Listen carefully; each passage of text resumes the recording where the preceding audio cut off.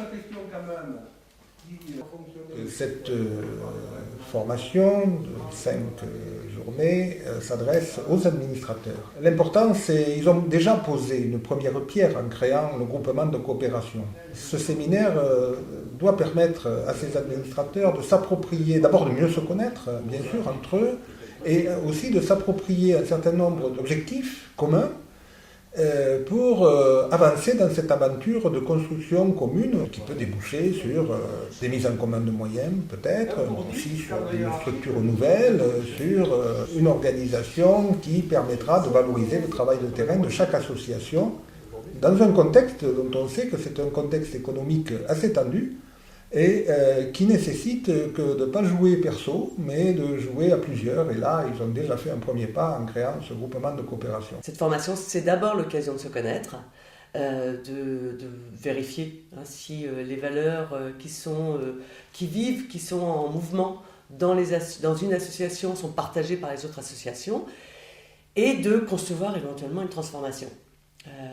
Mais à partir de cette rencontre, de ces échanges, d'informations qui sont nécessaires aussi, parce que un administrateur qui est à l'origine d'une association qui a parfois 40 ans, c'est le cas pour certaines associations du groupement, n'était pas mu par les mêmes impératifs, les mêmes engagements qu'aujourd'hui. Les engagements changent de nature, et c'est l'occasion de cette formation qui permettra aux administrateurs, anciens et nouveaux, de se retrouver. On est dans le cadre on travaille avec de l'humain. Alors, c'est très particulier puisqu'il y a de l'humain, il y a des salariés, il y a des administrateurs et il y a des gens qui, enfin, comment on appelle un peu, j'allais dire des utilisateurs, entre guillemets, enfin, des gens auxquels on vient en aide. Donc, voilà, donc c'est un peu particulier. Mais ce rappel, si vous voulez, est intéressant et notamment à repositionner dans le cadre d'associations qui viennent en aide à des gens en difficulté. Moi, je vois cette formation comme une étape dans un parcours. On est pour l'instant dans un groupement depuis 1 an. Cette formation va nous aider à baliser les étapes de parcours, le chemin qu'on doit parcourir pour arriver à une fusion ou pas. Et ces interventions du formateur vont nous permettre de réfléchir, de s'appuyer aussi sur des vraies réflexions et sur son expérience, de façon à avancer et à mettre les choses en place. On a anticipé sur ce qui était demandé par rapport à cette mutualisation, de façon à choisir nos partenaires avec qui on veut travailler, de façon à ce qu'on ne soit pas non plus dans une figure imposée. Ça, c'était déjà une première réflexion des différents conseils d'administration, dont le nôtre. Faire tomber les réticences, les peurs, et d'avoir aussi une lisibilité. Parce que pour l'instant, un groupement c'est quoi, une fusion c'est quoi. Cette formation va nous permettre d'avoir une lisibilité sur l'avenir. On va apprendre aussi en marchant, c'est-à-dire que je n'ai pas figé un programme de façon générale, oui, mais pas de façon strictement détaillée. On n'est pas sur une formation classique, là. On est sur une formation action.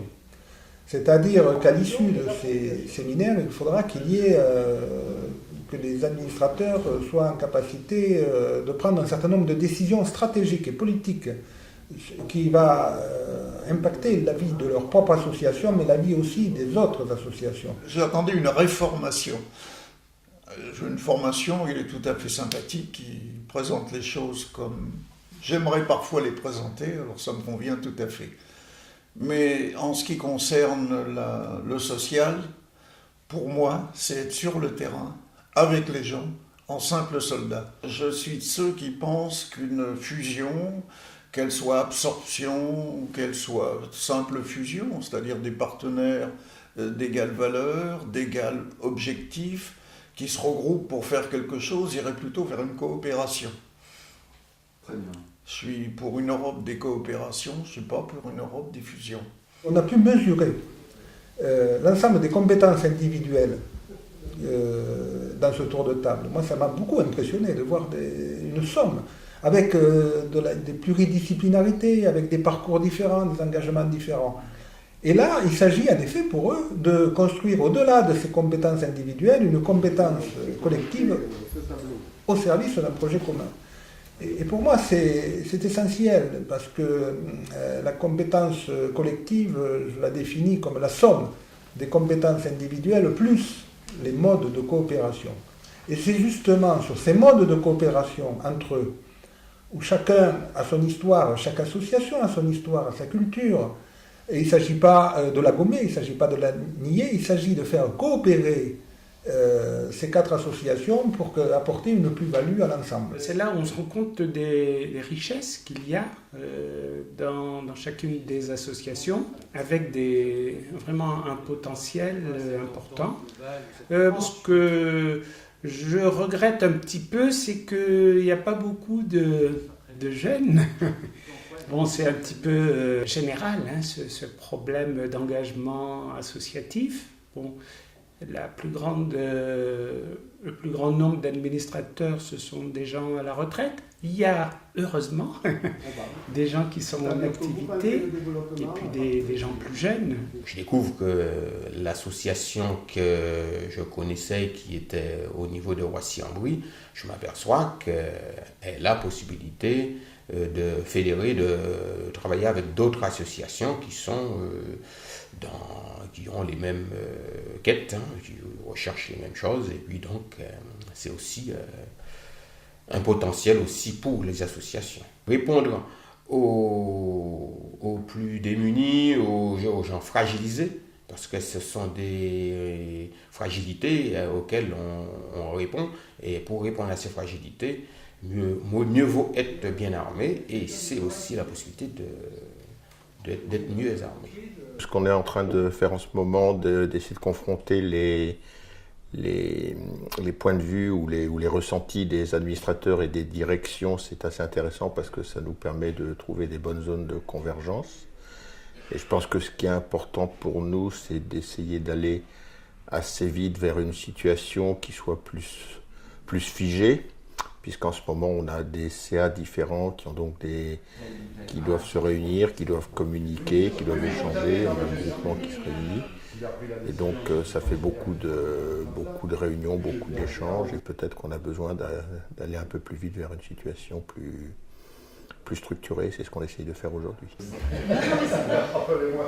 mais c'est bien de le compléter face à ça. C'est que vous aviez dit les directeurs, je crois que vous l'aviez complété aussi. Pour nous, les directeurs, c'était important qu'il y ait cette idée de progression aussi du côté des administrateurs, ce cheminement vers une connaissance, puisque nous, de façon opérationnelle, on l'a, c'est quelque chose de familier pour nous, mais il était important qu'on sente ce mouvement aussi du côté des administrateurs, et puis l'idée de leur donner aussi des éléments en termes de formation, des billes, des outils qui leur permettent d'avancer vers une réflexion et des prises de décision, mais je dirais avec une conscience plus aiguisée. L'objectif, c'est de faire en sorte que les administrateurs puissent avoir aussi un espace où ils puissent aussi construire cette fusion potentielle éventuellement, ou en tous les cas, peut-être quelque chose d'intermédiaire à la fusion.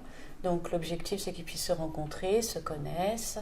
À partir de là, on imagine qu'ils pourraient se sentir plus en sécurité pour partir dans cette fusion, puisque bien entendu, ça implique un certain nombre de choses, entre autres la question budgétaire, la question du patrimoine, la question des actions, la question des agréments, et tout cet ensemble doit être pensé par eux pour pouvoir évidemment aller vers cette fusion dans de bonnes conditions et sans que les uns et les autres se sentent peut-être mis à mal dans ce futur. Jusqu'à présent, on nous a donné des outils de réflexion et maintenant il va falloir faire des choix, donc prendre des décisions et mettre en œuvre.